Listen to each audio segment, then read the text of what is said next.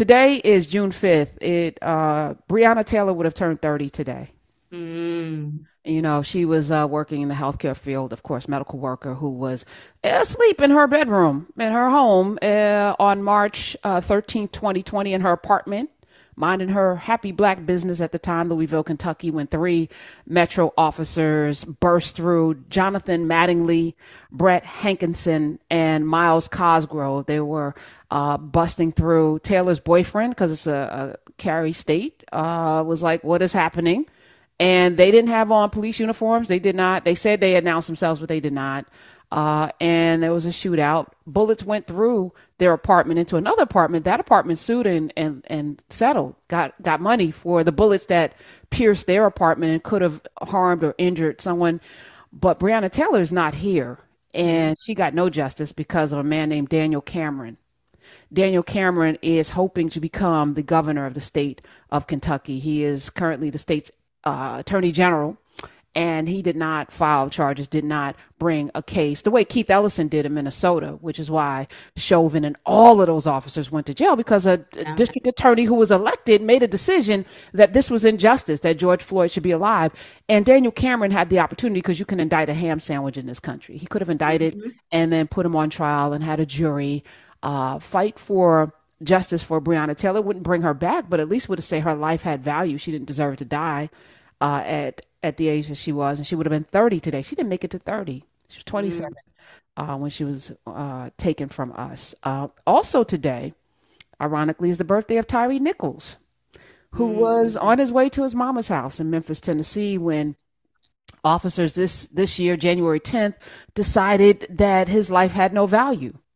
And these officers had melanin. So this is a problem of systemic bias and racism that dates back to 1619 and probably beyond, with the invention of whiteness and blackness.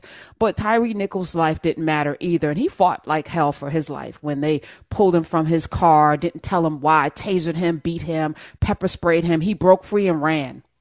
He was running to his mama's house, several blocks away, when these five officers caught him near her house, punched, kicked, pepper sprayed, struck him with batons. He died 3 days later. Medics on the scene did not deliver any kind of care to this human being who, I don't know, by our law is innocent until proven guilty, but not on them streets with these cops, with this system. 16 minutes later, they arrived and gave him no medical help. Tyree Nichols would have been 30 today. Wow. Yeah. I always say decency is not our inheritance. We have to be deliberate about it. And those two stories that you're reminding us of today are an example of how we must be deliberately working towards something like decency, because violence is baked into so many of our systems. Yeah. I try to infuse equal parts joy into the show, which is why we do Foolishness Friday, and I'll sprinkle it throughout, because we can't live in offense and anger and hurt and trauma every day. It does a number on our health. It is a proven fact that, not just the greens and the macaroni and cheese, but it's the stress and the trauma epigenetically and generationally that we bear as Black people in America specifically, right? Yeah. So I struggle with even starting the show with this, but I could not talk about Breonna Taylor and Tyree Nichols' birthday today, because they mattered. It's not just a slogan.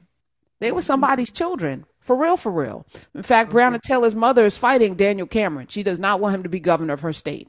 But I also think about Kentucky, which is they call it a red state. I don't get caught up in partisan politics, but I do believe that if you vote Republican in this day and age, you are absolutely a racist. Mm-hmm. Mm-hmm. There's and call me and refute this, please. But you already know it's voter suppression. It is, denigration of human beings. It's woke bullcrap and banning books, and it's a host of things. But it's not fiscal responsible government, because there's not really been a Republican president that has adhered to that. As a matter of fact, the last several ones have been bailed out by the Democrats that came in afterwards. So Absolutely. The Great Recession and all that happened under Republican watch. The debt ceiling that we just fought ballooned under Republicans. They gave tax breaks to their friends with yachts, they got tax breaks and the rest of us can't even get child tax credit. Doesn't impact me, but I know people need that, right? So we look at Kentucky, one of the poorest states in the entire United States. Matter of fact, 4 of the bottom 10, let me do it differently. 4 of the top 10 poorest counties in the country are in Kentucky, and they are 95 to 99% white. Oh, wow. White. They're at the bottom of education, healthcare, at the bottom, right? What are you voting for? If it's not your health, your future, your family, are you just voting your color? And if so, like, how's that working out? Like, you are historically poor. I live in Jersey. My state puts more into the federal government than it gets back to subsidize you. You're a welfare state, literally. Mm-hmm. Literally. And I have to say, like, part of what's striking to me about the list of things you just gave us, like understanding what exactly is the proactive stance of the Republican Party right now. In every instance, it is keeping people in a position where they have to be desperate and on the defense. And even when I think about the overturning of Roe v. Wade, because Trump was able to pack the Supreme Court in the way that he did, we have to think about that as an attack that is about making sure that people who are vulnerable become more vulnerable. And so if we can think about it in that way, we can think about just how aggressive these moves are. And if the people making those kind of aggressive moves have you persuaded in any way, you have to wonder, why is it?